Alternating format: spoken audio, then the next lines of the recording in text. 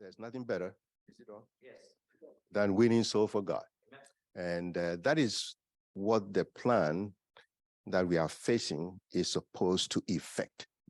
And I've said a number of times that the Palo Alto Church, we ourselves, we are ready, to do that. And whatever support we get to do that, we'll welcome. All right. So, Pastor, say a few words, and then you continue. I just want to say hi to the Blythes. I went to school with their children, and I've seen you a part of Miramonte for decades, and I think the last time I was in this church building was probably 40 years ago. 40. And I remember that we had come a little late, and we had to stand in the back because all the pews were filled. That's when Lauren Siebold was here, and when I come back, all these years later, it's stunning. This church is beautiful, right? It has a character and a charm that's very unique to this area. And there is no way in the world that I would ever want to make this a mini Sunnyvale, right? It's apples and oranges. This church is rich in history. And what we want to provide is a network. What we can offer you is youth, not me. I'm 62. I have 7 more years. And then me and Brother Constantine will be on a porch someplace on our rocking chairs with our wives feeding us grapes. That's the way I envision it in my dreams. That's why it's a dream. It's a dream. It's a dream. So what I want to do, right, is help preserve the legacy and the heritage of Palo Alto, with what they can bring, right? Not me. I'm on my way out. I'm just a few years behind Elder Constantine, but I am confident, right, with your young people here, that we can make a difference, right? And it's just having the openness that I've experienced with Elder Clark and with Bert. We've had 2 or 4 conversations that went for an hour.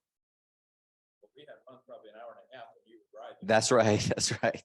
So, and that's the best time to get a hold of me, when I'm driving. It takes me 2 hours to get back and forth to work. But I have no more reservations. I have none. I think we can do this. I am not going to be a bull in a china closet. I want to always go ahead in unity with buy-in from you.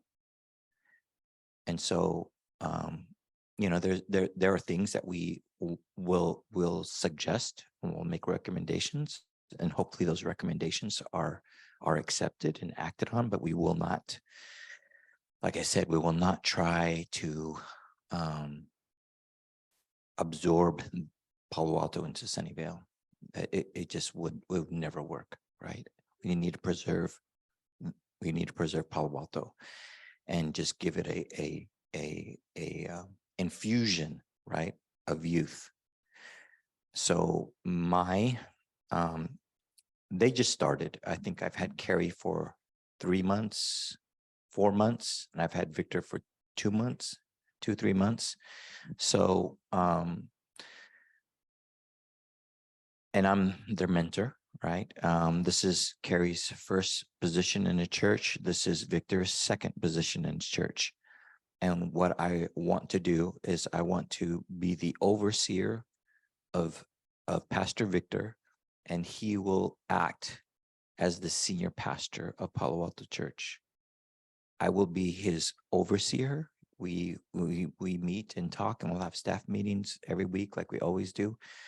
But he will treat this church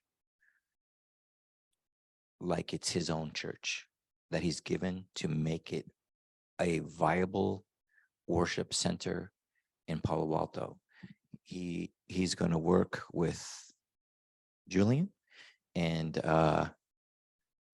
Andrew and whoever else wants to do an outreach into Stanford University. We talked about having a presence there, and he has a little bit of experience doing that in his last district in Visalia, and he has a heart for it, and so does Carrie, and so because they're at that age and they have the heart and the youth and the vitality to do it, I'm confident with God's blessing and with God's leading, it's going to happen. It's going to happen. We need to get some young families coming back here, get some children in the church, have a children's story every Sabbath because there's kids in here, and I'll be excited to see what God will do in the next 1 to 2 years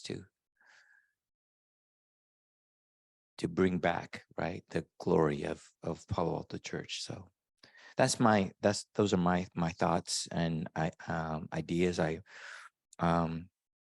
was born and raised here. My parents met at the press. My mother worked in the bindery.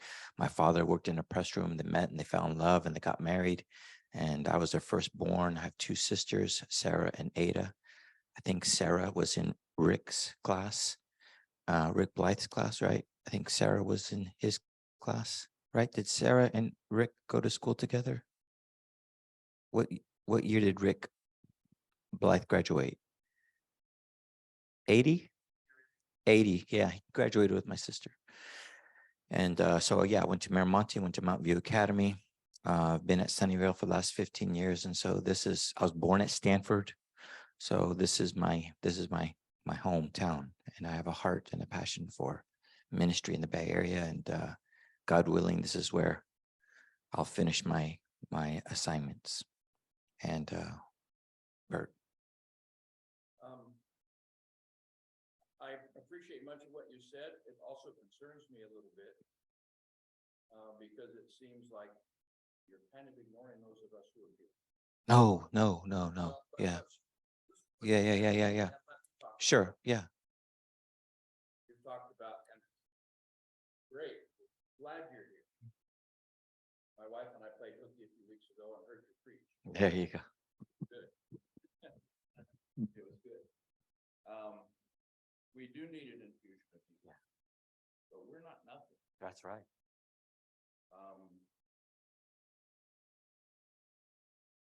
I think I may have been part of what possibly gave you a wrong impression when you and I talked.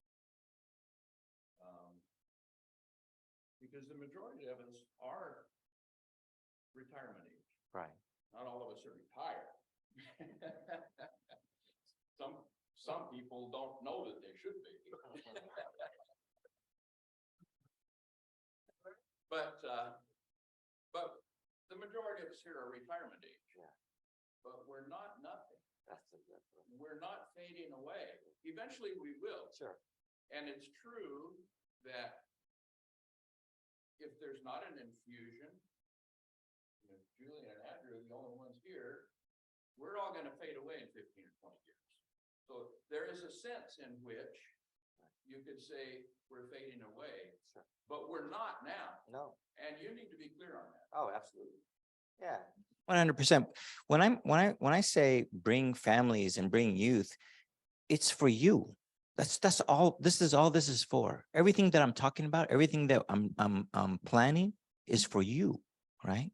It's for you. Why else would it be? But let me just say, right, you're going to do for us. Right. Right. Yeah. We've been doing pretty well without pastors for right. several months. Right. We don't so much need you to do things for us. We need you to become a part of us. See where things are going, at first probably fit in more than do stuff for us. And then as we become a unit, we can move together. One of the things about me, Bert, and church, I am very frank, sometimes too frank. I'm being frank. Yeah. Okay, good. I just want to say, when I'm frank, I don't mean to offend, but I call things the way I see it. Sometimes, and when we get older, we lose our filters. They tell me that all the time, right? They tell me that all the time. Robbie, losing your filters. But the reality is, right? If you keep doing the same things that you've been doing for the last decades,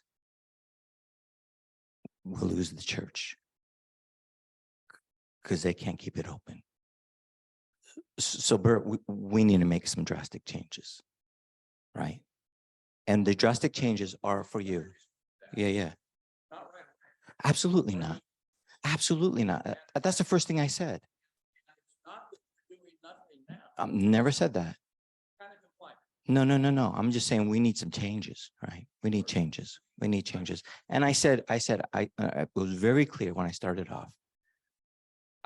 We will only go as fast as the church wants us to go, because it's very important. It's crucial that we have buy-in, because if we don't have buy-in, then we're not moving anywhere, right? Yeah. No, we're on the same page. I'm everything that we're doing here is for you guys, so that when we close our eyes for the last time, we know that we've left something beautiful behind, right? That's my goal for Sunnyvale. And now that's my goal for Palo Alto, because now this is part of my responsibility. And so in 7 years, when I ride off into the sunset, I want to be able to look at Palo Alto and say, praise the Lord for what he's done here, right? Well, may I ask, Please. just because I feel like I'm experiencing this right now, having joined the Sunnyvale Church very recently, I'm going through this experience of realizing that coming to Sunnyvale, I know it's been a divine call from God. I spent 7 years in my previous assignment. I love Visalia, built a community there, bought my first home, had my first kid.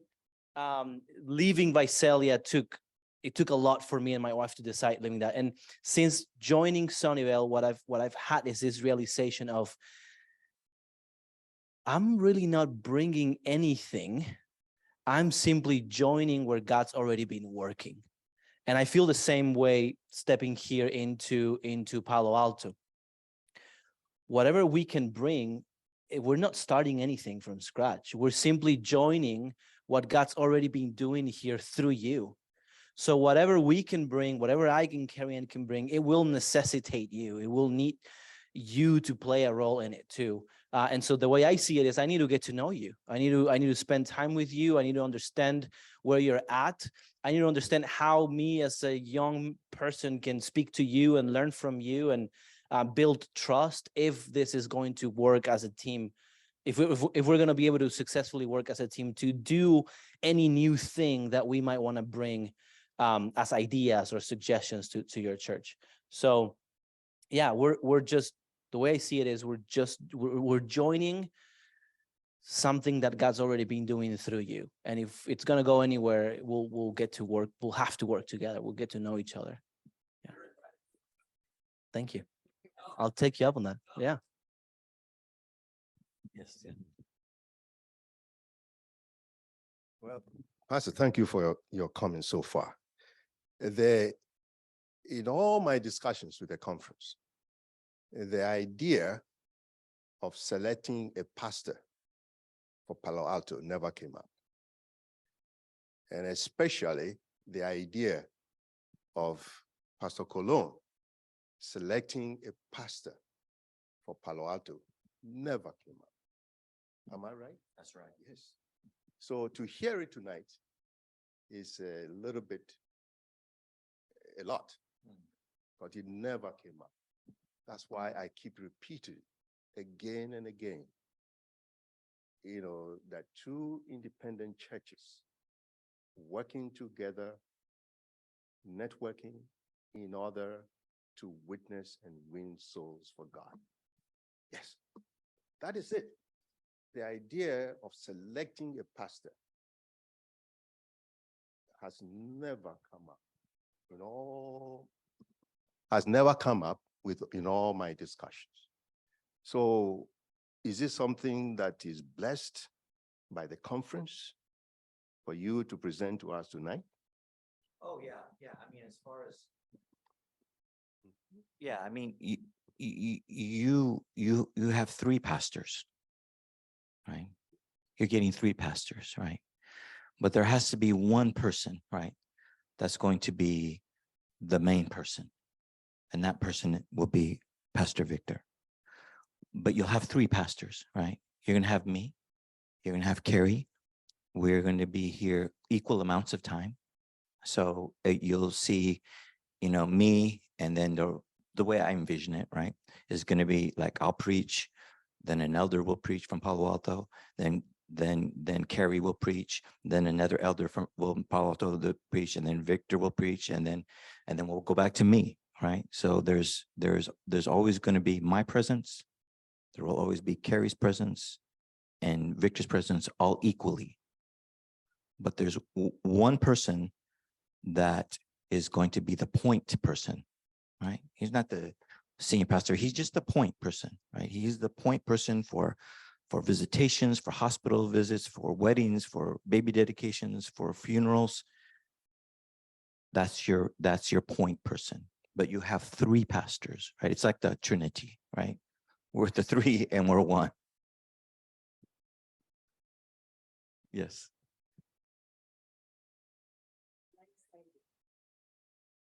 That it looks like the conference told us something different, and you are telling us something different. Because Palo Alto is set in a way. Yeah. If you join, you Yeah. join with you. Right. You're not erasing the norm and bringing in and setting up pastors over us and all. They didn't say that to us. If we really, we had presented a pastor to them. Yeah. They hadn't even come back to us. No, they won't. That's fair enough. Yeah. But still, they have to have told us that they were sending us three pastors. It looks like you planned already what this would do, what that would do, what that would do, but we just getting to know you guys, number one. We don't even know whether we fit. Number two, we do our things differently. Okay. There has to be that spiritual bond. We have to bond so we can respond to God's love together. So something is not right. Something is not right. So there's a number of ways we can proceed. Sorry, sister.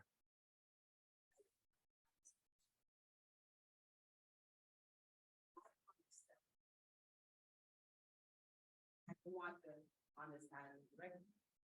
When the understanding I got from what the conference says is that they are going to give us a pastoral staff from the Sunnyvale Church to support Palo Alto.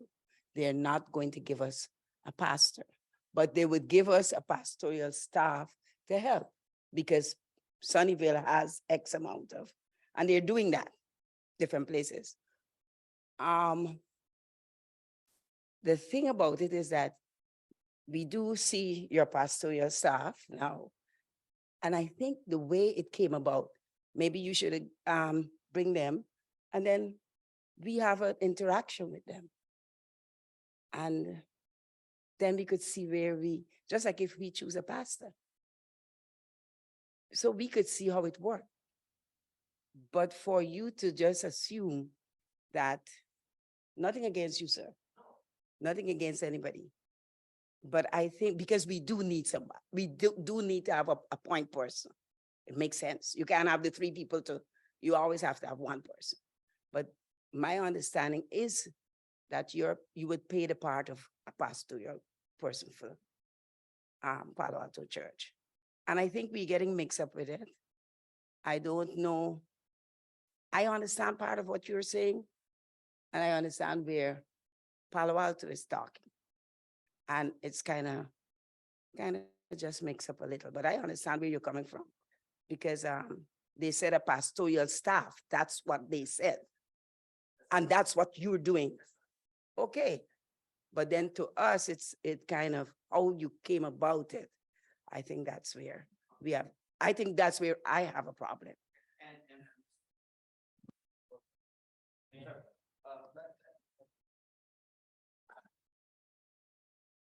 Thank you, Pastor Colon, for Rob.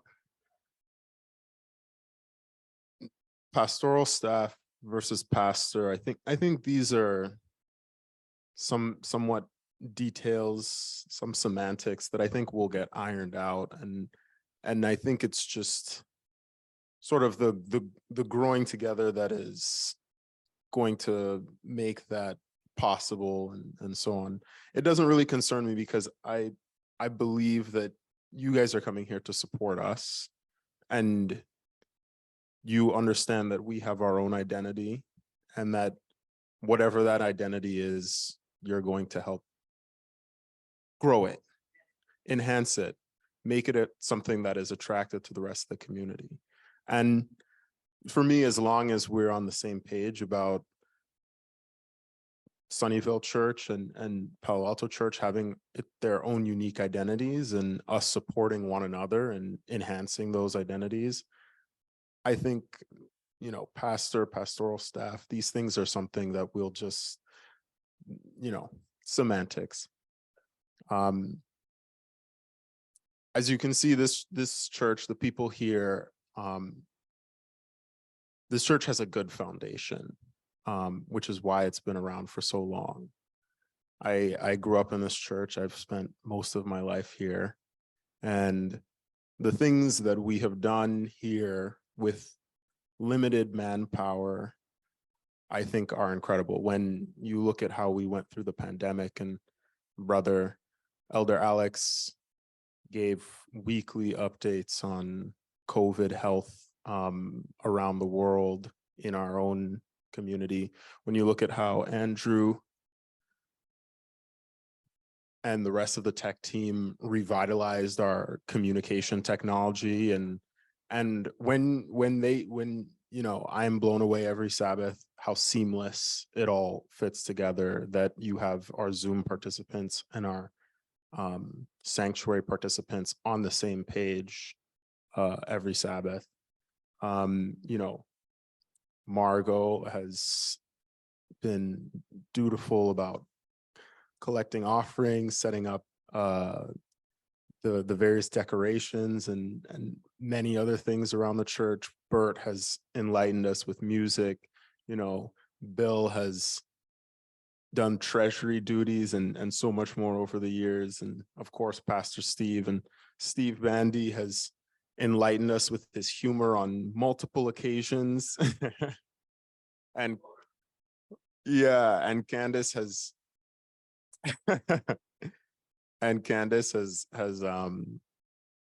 given updates on the schools that we sponsor.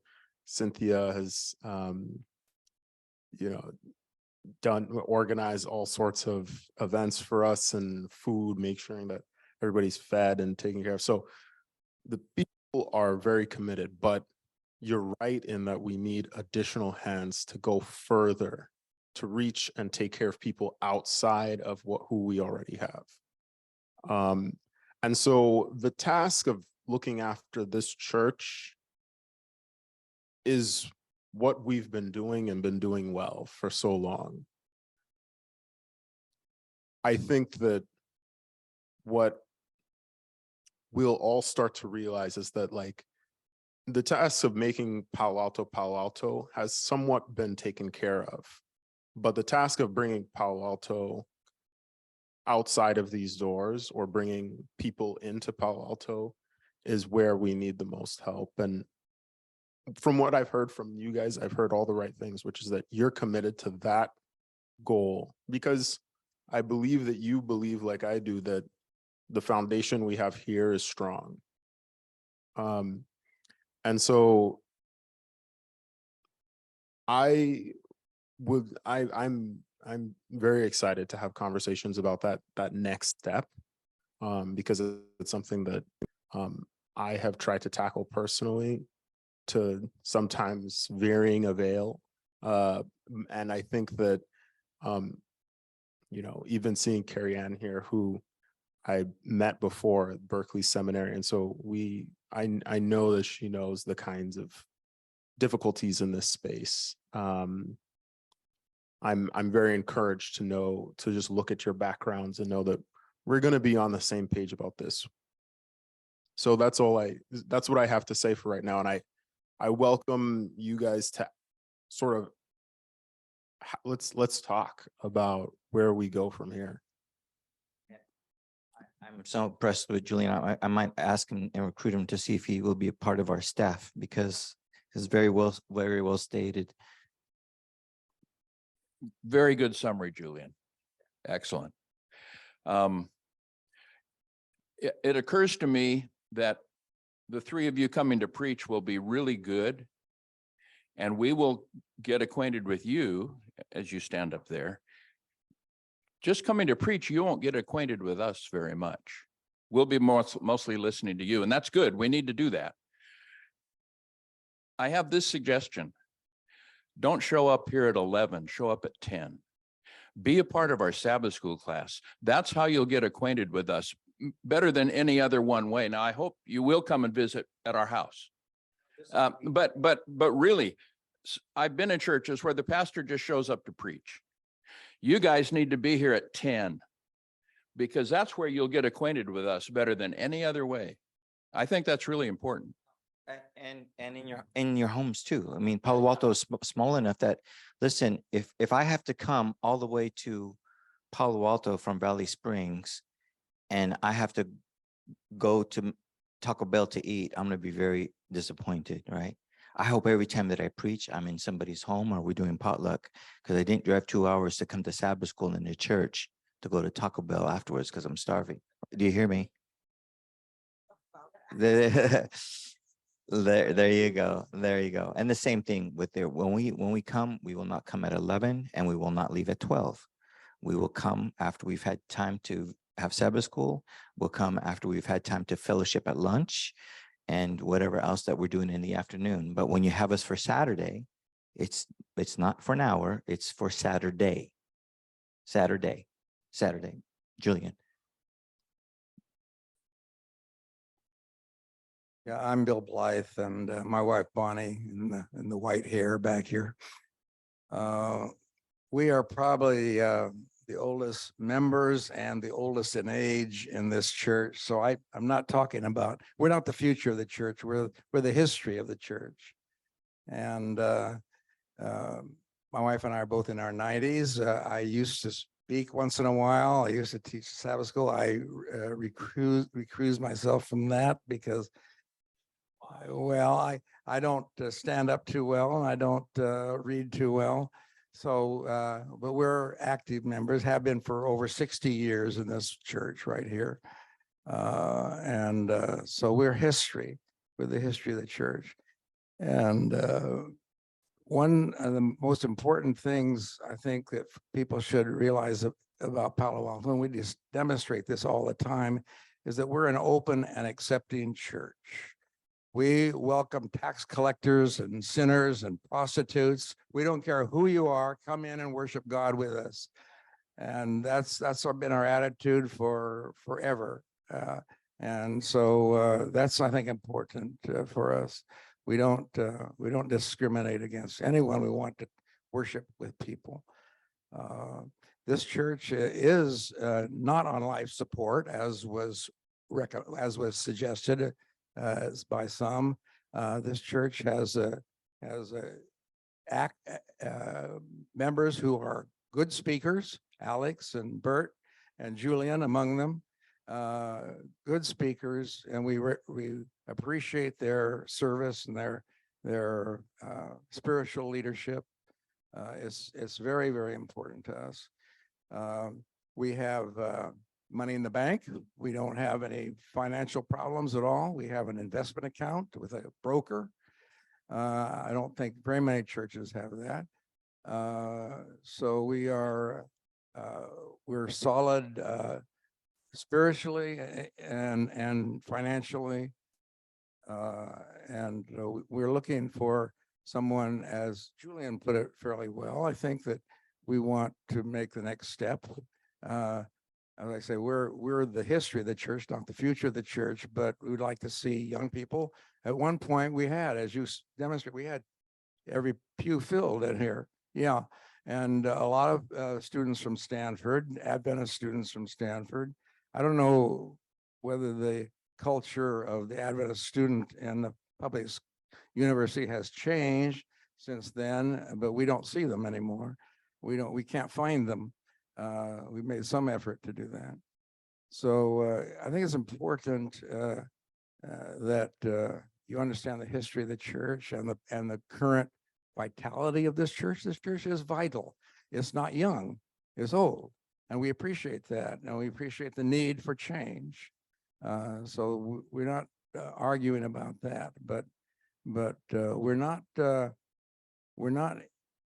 on life support. That phrase was used, I think, very unfortunately. We're solid. We want to move on to the next level. We want to attract young people to our church, and we're willing to do what we can to do that.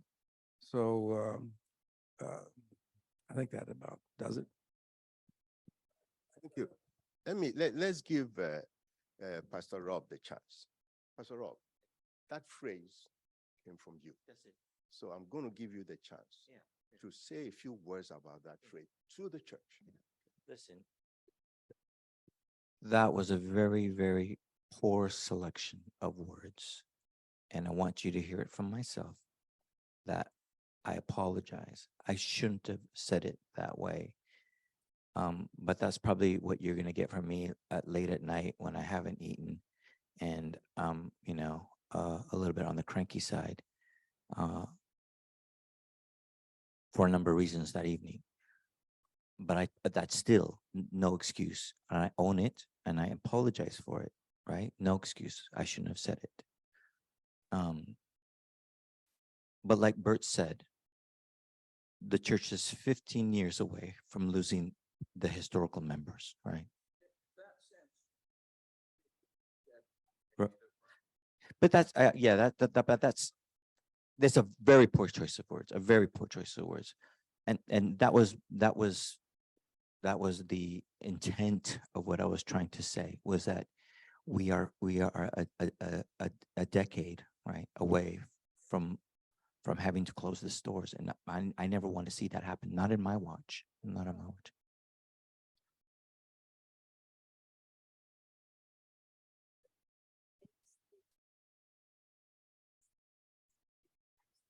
I did.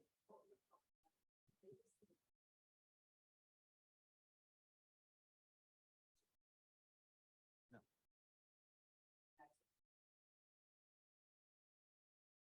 No. Yeah. Don't. Yeah.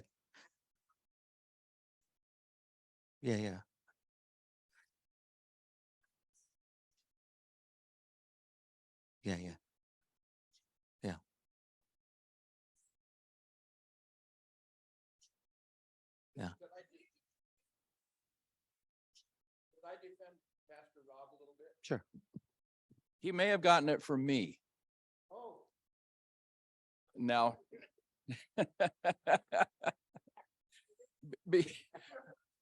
I just want to defend him a bit. I think it was a poor choice of words. It's not a choice of words I used. I don't believe it. But he could have gotten that impression as he was driving for an hour and a half and we were talking. I did certainly. And when we stood in the back of the Miramonte gym during a boring constituency meeting, whispering,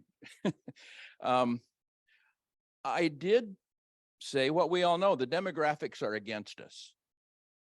Some of us are 80, some of us are 70, some of us, Bill and Bonnie, love you, 90, keep going another 10 at least.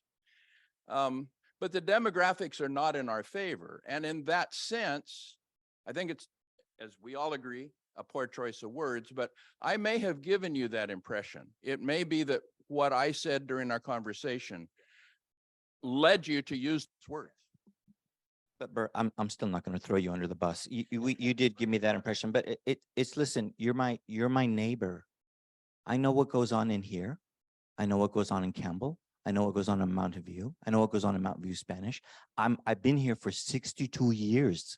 62 years. When someone from Palo Alto called me and said, Pastor, do you want our children's ministry stuff? I said, you can't give me all your children's ministry stuff. We don't have children here, but don't you want children in the future? Pastor, we're not going to get any children. Here's all of our children ministry stuff. Someone from here called me like around 8 to 10 years ago and delivered a truckload of children's ministry stuff from Palo Alto. I knew back then that the church was in trouble. Back then. And so when I say the church is on life support, a very poor choice of words, I'm just reiterating what he's saying. We have a church that has around 30 people, and the demographic of that church, the median age of that church is in their 70s. That's what I meant. Yeah. That's what I meant. I'm kind of dominating, maybe. Sorry, Alex. I want to. Can I tell you a little story that supports what Bill was saying about the church being accepting? I think it was the second Sabbath that Donna and I came here. We'd just moved in the area. We came one Sabbath. We said, let's go back to Palo Alto. It was one of the early Sabbaths anyway.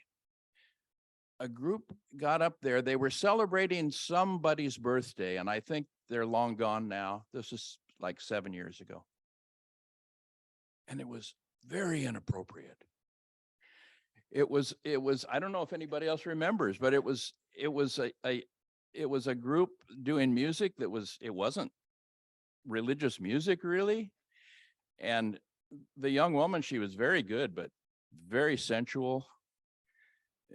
You know, it was not church appropriate.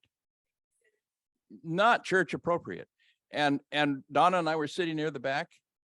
And I remember Bill and Bonnie in front of us, just kind of sitting straight. And then it was over. And nobody said anything. Everybody seemed to be fine. Nobody walked out mad. Nobody slammed the door. It just went past. We had potluck and everybody seemed fine.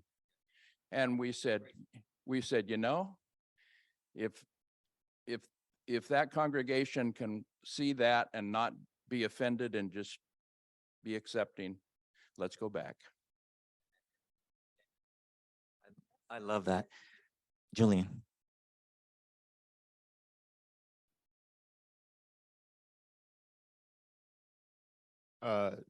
So I want to mention something. We've had many conversations similar to this one about the state of the church over the years. And one in particular, maybe 5 years ago, 4 or 5 years ago, we were talking about exactly what we're talking about now. How do we do better outreach and so on? And so before we even started having this conversation, we started talking about things like, how do we find folks who are willing to go out and do this sort of outreach ministry on a full-time basis or part-time basis, that some kind of, someone who can do it, be committed to it in a way that the rest of us can't. I mean, we have some folks that are retired, but they have other roles in the church. I'm not retired, so I can only devote so much time to those sorts of things. One thing that I personally am adamant about, and will continue to be adamant about when I advocate to the board, is that, to me, church is more than just the pulpit. And especially for people my age, there's a lot of hunger to do more in their communities and those sorts of things. However, organizing such action can be taxing. It is difficult to organize those sorts of. And so I've been adamant that you guys have a much broader pastoral staff than we have. But as Bill pointed out, we have resources that I think can help in what I think is work that any church should be doing, which is helping the community and getting people on board too. So my statement to you is that when we're talking about, I believe in, folks doing things out of the goodness of their heart in the name of the Lord, but I also believe that folks that do those things should be able to make a living.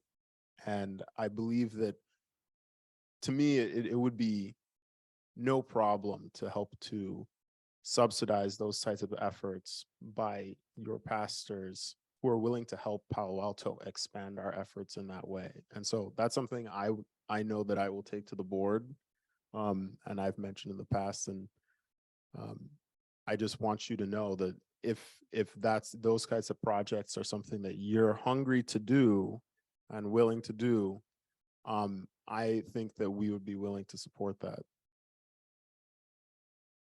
My goal before I finish and I retire is to get Julian into ministry. Amen, somebody?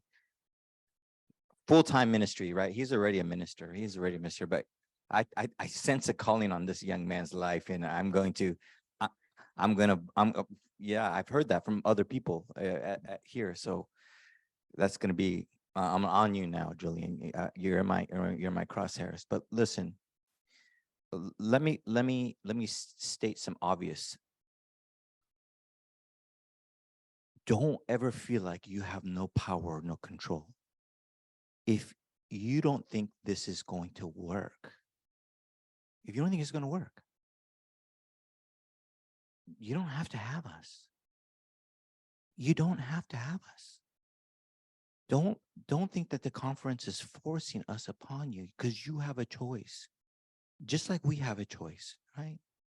If this isn't, if we're trying to put a square peg in a round hole, then it's never going to work. And that's okay. That's okay. But let's be honest with each other. Let's be upfront. Let's be open with each other. I'm not trying to force myself on you guys. I'm not trying to force them on you guys. If you think this will work, we'll go forward. If you do not think this will work, we just go back to the conference and say, no, thank you. What are they going to do? That's the first thing. I'm just going to say one more thing. Well, a lot more things, but what you said, I love, because it goes along with what Brother Blythe said. Here's another reality, right? You're getting us part-time. Part-time. You're getting us 50%. I know what it will take for Palo Alto to grow. And it's going to be full-time. Can we make something happen here? Absolutely. I'm convinced. But can we make something better with a full-time person, with a full-time presence? Yes. Wouldn't it be great if this young man was the other half of that equation? Listen, I'm not trying to, you know what I mean? I'm just saying, if we had another Julian, right? That was a church paid position, right? If we could pay him half-time and then take the other half-time from us, now you have a full-time presence here. Now you have somebody 24/7 working for Palo Alto in this community. One person that's like dedicated only to here. He has no responsibilities whatsoever with Sunnyvale. None, zero. He's 100% focused on here. And I think you know who I'm talking about. And his name doesn't start with a J. Do you know who I'm talking about?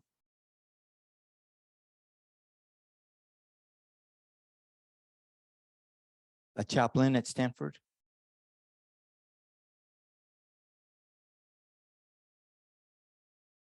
KC.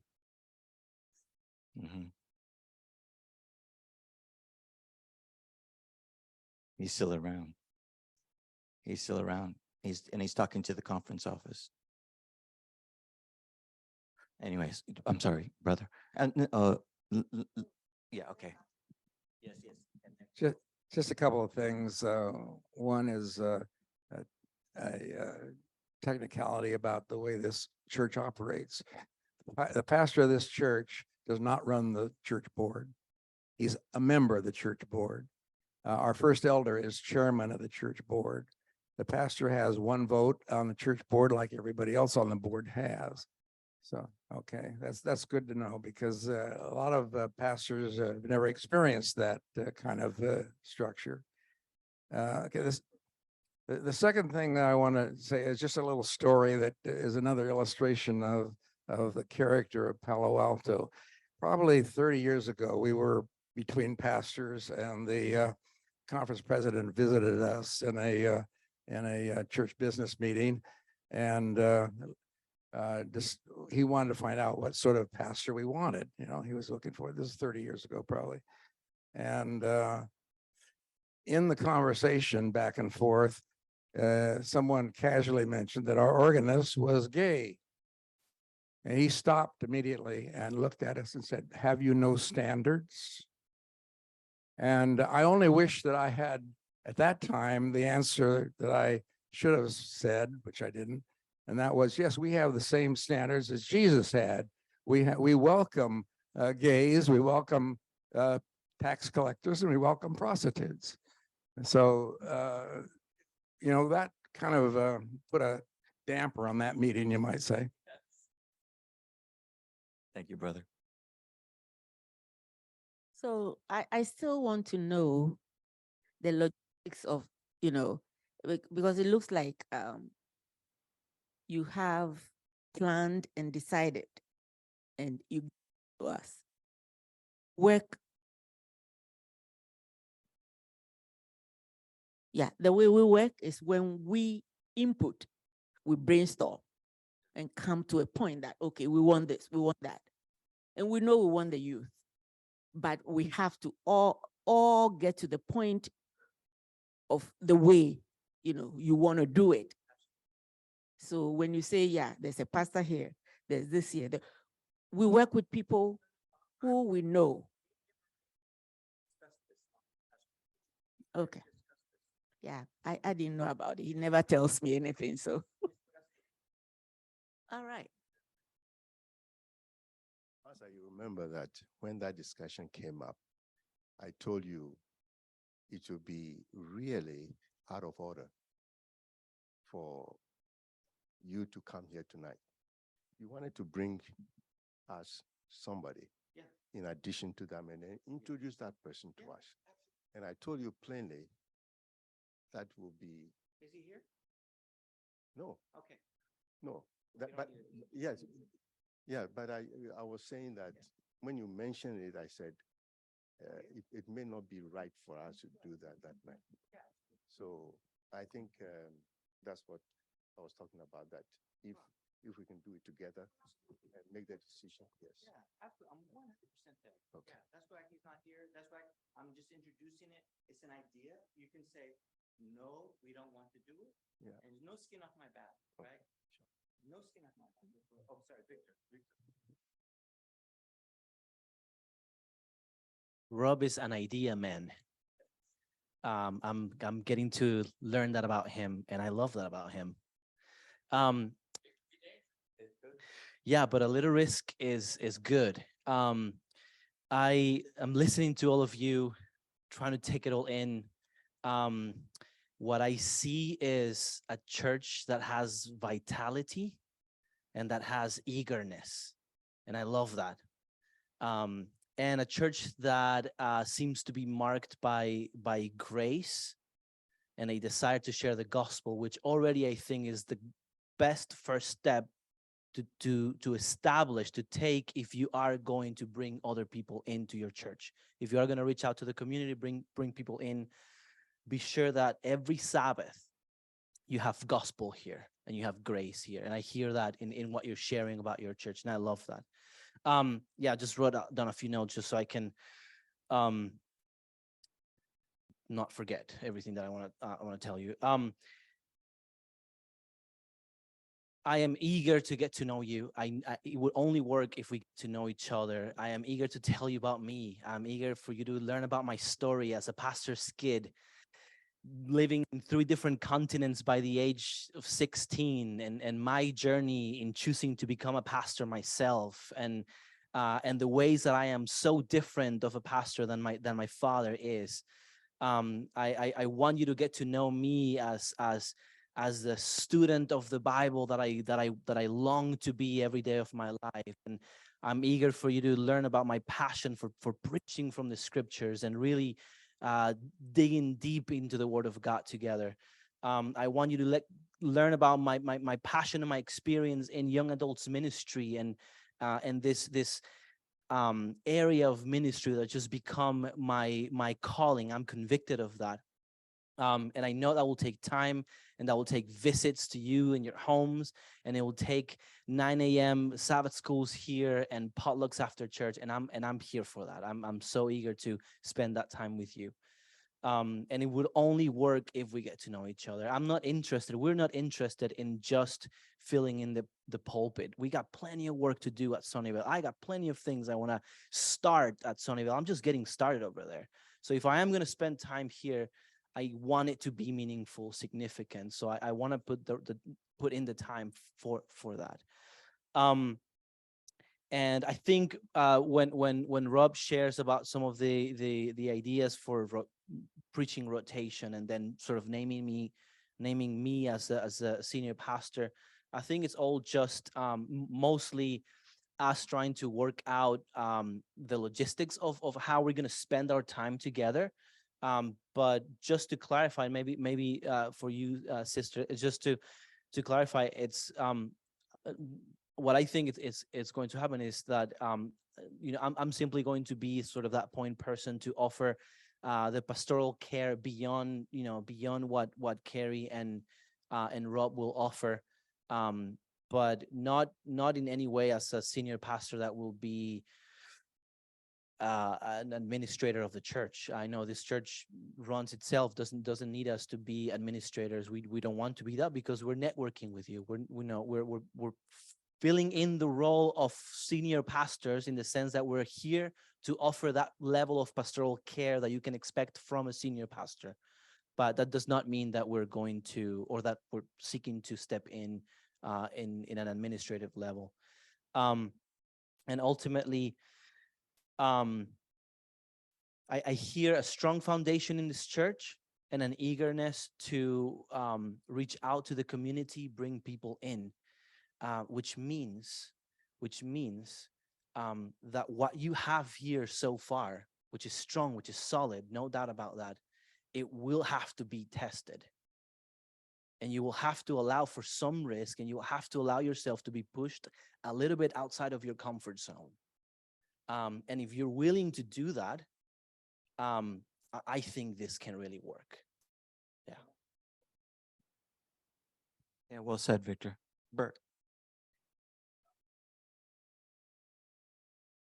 I think the most important thing to me that you have said, Rob, may be that this may not work, and if it doesn't, that's fine.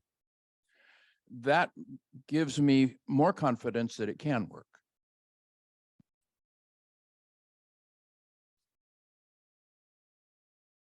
Well, I think what we would like to do is to say a few words about the next step from here. I think we've discussed a few things. And as the next step, what may be good is for our preaching schedule, for instance, is all set up. And I've told everybody that as soon as you say that you need this date for Pastor Salazar, yes, that person who's scheduled there will move. So let's start from there, and then begin to kind of get things going. We know that that is not our aim. Our aim is not just to preach to the church, but it's a starting point. Exactly. Let's start there, and then we'll continue our discussions as to plans, as to Pastor Salazar's role with us, What else are we going to do with Stanford?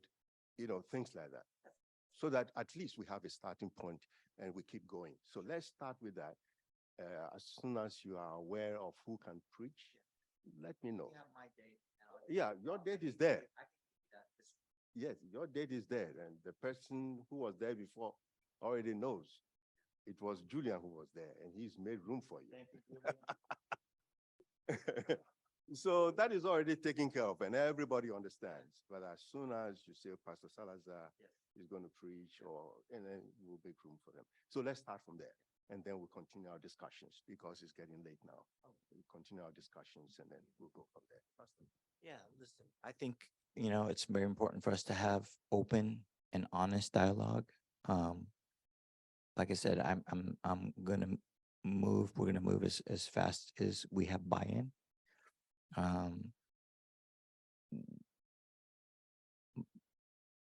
My intention is not to make this a mini Sunnyvale in any way, shape, or form. We're just networking together. That's it. That's all we're doing. And we want to keep Palo Alto unique. We're going to infuse it with some young people. I think that's wise to just let's just get the preaching calendar done and get presence in here, and we can move from there. All the other things that we talked about, we can have another one of these in like 3 or 6 months down the road, and see how things are going. We can date, as it were, right? And we'll date for like 3 months to 6 months, and if it doesn't work out, we'll shake hands, and I'll buy you a box of chocolates and say it wasn't you, it was me, right? And we'll go from there. So let me pray, and we'll dismiss. Heavenly Father, Lord, you said in Jeremiah that you have plans to give us a hope and a future. And it's not just individually in our lives, but it's collectively as a community. That plan for hope and a future was also meant for the Palo Alto Seventh-day Adventist Church. And Father, if this is part of your plan, if this is where you're moving us and this church, well then, Father, we just ask and pray that you would go before us, that you would remove any obstacles, that you would open all the doors, that you would flatten out the roads, so that, Father, we can go in the strength that you've called us, and that we can run the race, Lord, that you've set out for us.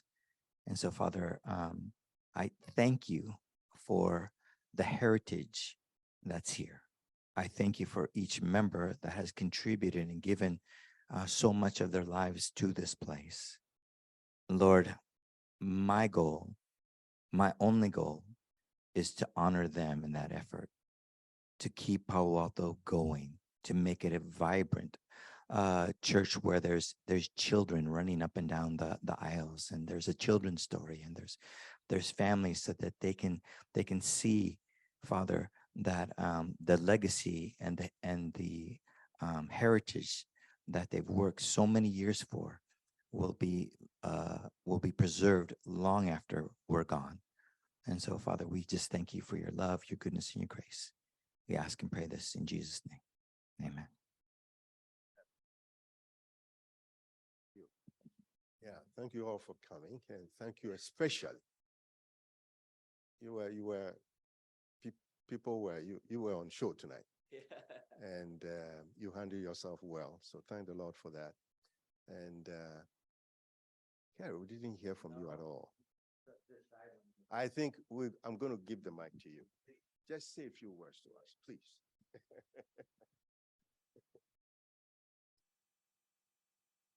I guess I can start off by saying I'm more of a listener than a speaker, but I am excited to get to know all of you and to partner with you.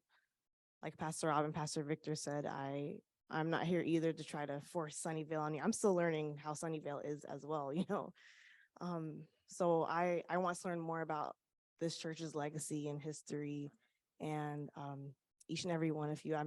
I'm definitely a people person, and they could attest to that. I love one-on-one conversations or just talking to people, getting to know them. And yeah, I'm excited to be here, and I want to learn more. So yeah, I think that's it. Yeah. I can honestly say that that you will not be disappointed with these two. With me, I'm not going to make any promises. But with these two, you're going to love them. You're going to love them, and that's why you don't want an old Pastor Rob. You want a young Victor, and you want a young Carrie, and these guys are going to be able to love on you, to show you their heart and their relationship with Jesus, which is as real as this pew bench here. You know, these guys have a heart for Jesus, and it shows.